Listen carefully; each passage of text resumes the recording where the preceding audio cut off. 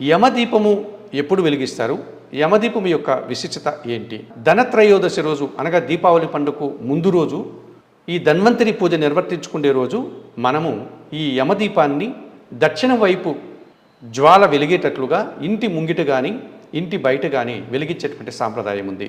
ఎందుకు యమదీపాన్ని వెలిగిస్తారు అంటే ఈ దక్షిణ దిక్కు యమపాలకుడు అనగా మనకు అష్టదిక్పాలకుల్లో ఈ దక్షిణ దిక్పాలకుడు యముడు. అలాగే ఈ యముడికి ఎందుకు దక్షిణ దిక్కు వైపు మనము దీపాలు వెలిగేటట్టుగా ఈ యమదీపాన్ని ఏర్పాటు చేస్తున్నామంటే ఇది ధనత్రయోదశి అనగా ధన్వంతరి జయంతి గనక ఆరోగ్యం మనకు కావాలి అంటే మనకి ఏవైనా చిన్న చిన్న గండాలు కానీ ఆపదలు కానీ దోషాలు ఉంటే అవి తొలగిపోయి ఆ యముని యొక్క ఆశీస్సులతో మనము పరిపూర్ణమైనటువంటి ఆరోగ్యాన్ని ఈ ధన్వంతరి జయంతి రోజు పొందాలి అన్న సదుద్దేశంతో ఈ యమదీపాన్ని వెలిగిస్తారు.